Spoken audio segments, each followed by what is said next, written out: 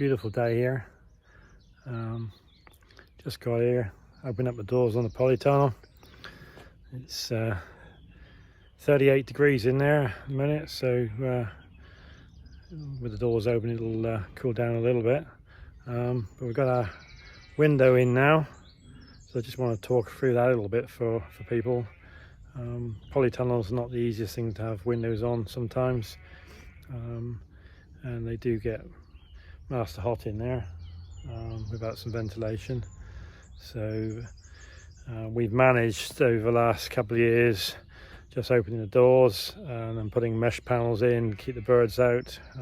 First year we had problems with blackbirds getting in and nicking strawberries, what have you.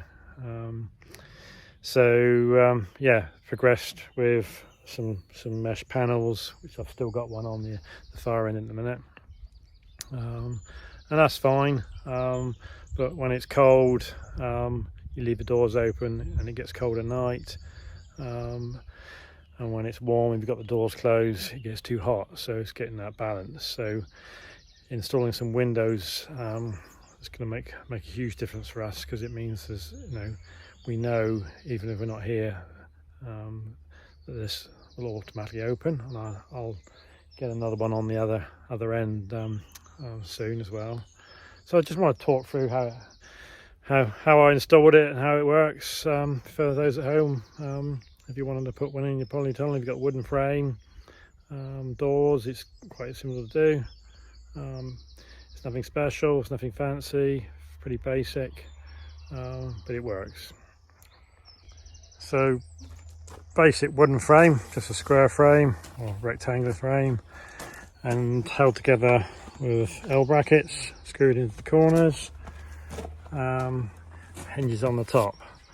Now this is actually the simplest way of doing it, rather than making something to sit frame in frame. All the wood I tend to use is fencing timber from local agricultural suppliers, because it's pretty cheap, but it does warp and bend and twist. Yeah, so that's what I use. So by having a frame and then mounting it within that frame and then putting plastic on it, and then hot and cold and the rest of it and wet, it's always going to move and twist, and yeah, and it probably won't fit half the time, so it'll catch and it'll rub on the plastic and wear. So we've gone with an external mounting option. So there's a half rail mounted on the top to hinge off, and it closes against the door frame. Because this door was slightly twisted, I've screwed another piece across the centre there, just to put it all tight and in line, because this cross piece was twisted and out of line. It's not perfect now, but it's more than satisfactory. And then I put a couple of infill panels either side of that post. I decided not to take that post out. You could have put a horizontal in and taken that out completely. It's not going to make a massive difference to airflow, so I opted just to leave it where it was. So installing those two infill pieces, a bar to straighten it, then cut a hole in the plastic, fold it around and staple it on with a staple gun. One thing with staple guns, they don't always go fully in, so a little tap and a hammer go around just to make sure they're in tight. And then last job was some mesh on the inside, so when it's open the birds can't get in. Now we get on to the automatic opener. 25, 30 quid online, various options around. I believe ideally you want to set these up when it's cold, or put this in the fridge, and it basically, it's just a gas cylinder. When it gets warm, it expands and pushes the rod out. This rod here pushes out and opens the window, and when it cools down it retracts and pulls the window closed. A couple of springs to help with the closure, and all fairly straightforward.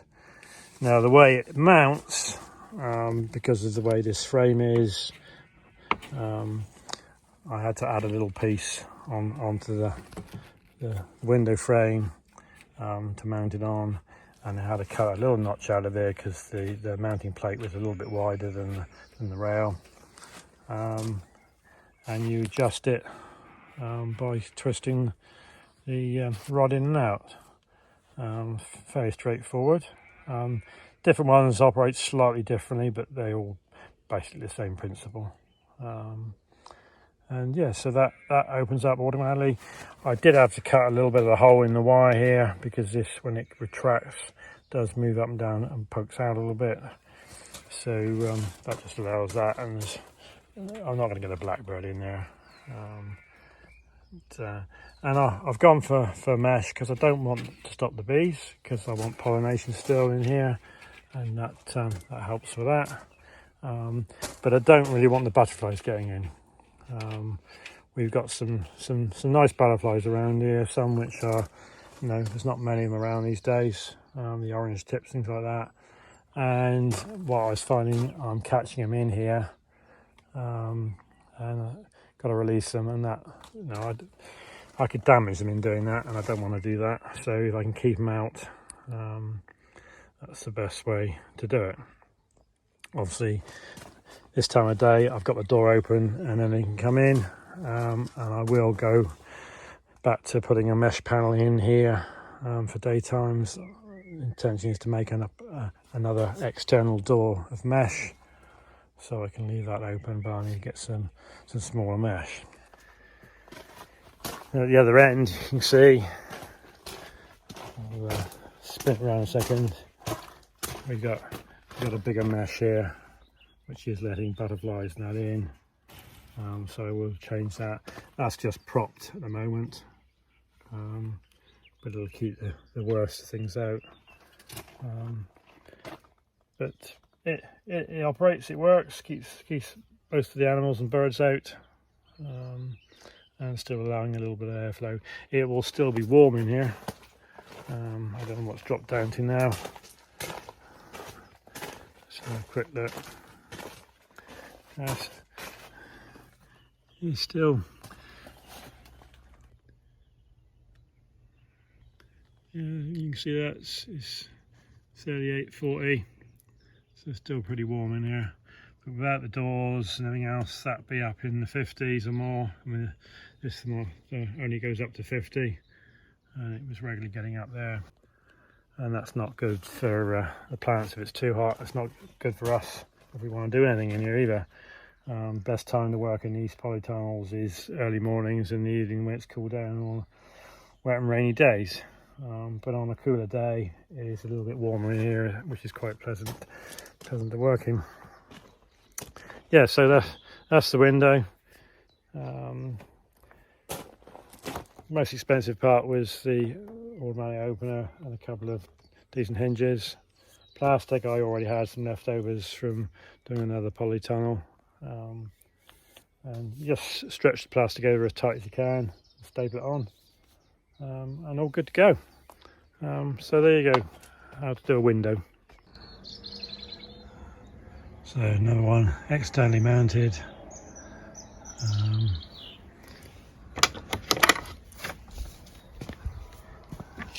Slightly different make and model of opener, but same principle.